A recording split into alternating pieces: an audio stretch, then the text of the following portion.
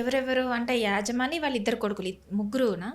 అంటే అది ఇంకా సస్పెక్ట్లోనే ఉంది కదా. ఓకే. అయితే ఒక 5గురితోని మళ్ళీ ఇన్వెస్టిగేషన్ స్టార్ట్ చేసినారు.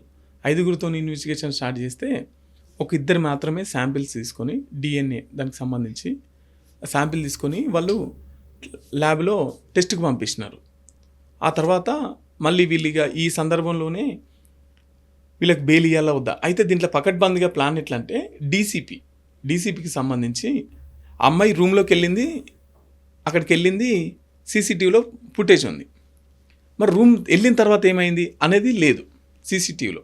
ఇంకోటి ఏమైందంటే ఆ అమ్మాయి అక్కడ ఉన్న ఆ టైంలో వీళ్ళు ముగ్గురు ఇక్కడ లేరు, మళ్ళీ ఇంకోటి వాళ్ళతో సాక్ష్యాలు చెప్పించడం కానీ ఇట్లా తారుమారు చేసి మొత్తం మీద అయితే వాళ్ళకి బెయిల్ వచ్చింది, బెయిల్ తీసుకున్నారు.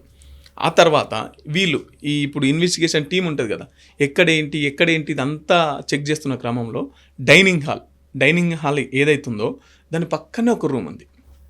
దాని పక్కనే ఒక మంచి లగ్జరీ బెడ్, మంచిగా ఏసీ, ఒక రూమ్ ఉంది. ఈ అమ్మాయిలకి ఎట్లా అంటే వాష్రూమ్ వస్తే కింది కన్నా రావాలి, మొత్తం గ్రౌండ్ ఫ్లోర్ కన్నా రావాలి, పోతే సెకండ్ ఫ్లోర్ కన్నా పోవాలి వాష్రూమ్కి.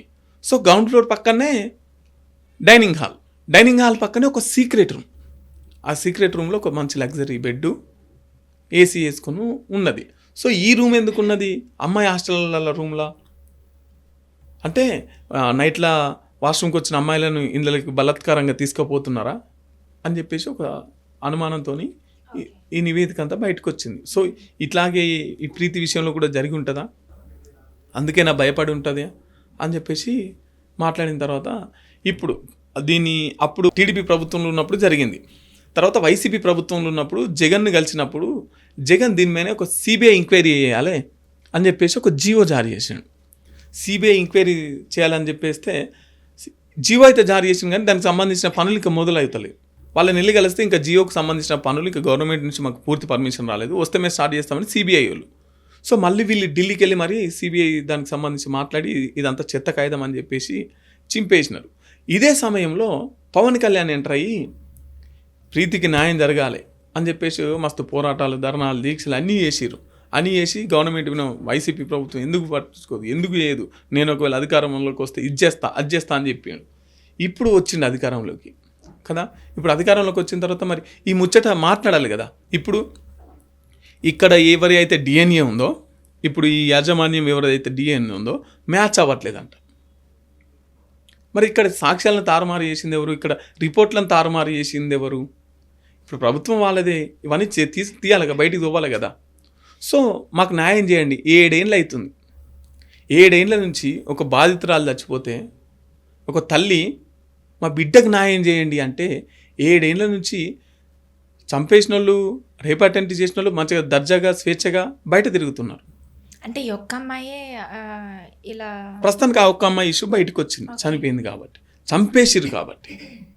సో ఇంకెప్పుడు న్యాయం అంటే 7 ఏళ్ళు అవుతున్నా 78 ఏళ్ళ స్వతంత్ర భారతంలో ఒక ఆడపిల్లకు న్యాయం జరగట్లే. ఈ కోర్టులు ఎటువైపు, ఈ చట్టాలు ఎటువైపు, ఈ పోలీసులు ఎటువైపు, ఈ ప్రభుత్వ యంత్రాంగం ఎటువైపు, న్యాయం కోసం కూడా ఒక తల్లి పోరాటం చేయాలన్న 7 ఏళ్ళ నుంచి.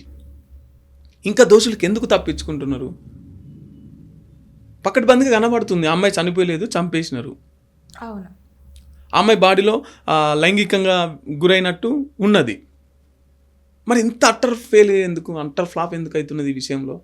పవన్ కళ్యాణ్ ఇప్పుడు అధికారంలోకి నేను వస్తే ఇటువంటి వాళ్ళకి న్యాయం చేస్తాన్నాడు కదా, ఇంకా ఎందుకు చేయట్లేదు అని చెప్పేసి వాళ్ళ తల్లి మళ్ళీ పోరాటం చేసింది. ఇప్పుడు కోర్టుకి ఏం కావాలి? రుజువులు కావాలి, ఎవిడెన్స్ కావాలి. ఎవిడెన్స్ ఉంటేనే కోర్టు మాట్లాడగలుగుతాయి. ఎవిడెన్స్ అంతా తారుమారు చేసారు. ఓకే. సో మరి తారుమారు చేసింది ఎక్కడ పొరపాటు అయింది, ఎవరు తారుమారు చేసారు, దీని మీద కూడా ఇన్వెస్టిగేషన్ జరగాలని చెప్పేసి వీళ్ళ తల్లి. సో మొత్తం మీద అయితే ఇట్లా ఈ పోరాటం నడుస్తుంది. నిజంగా ప్రీతికి న్యాయం జరగాలి అని చెప్పేసి మనం కూడా కోరుకుందాం. అటువైపున ఈ ప్రభుత్వ యంత్రాంగం కూడా పనిచేయాలి.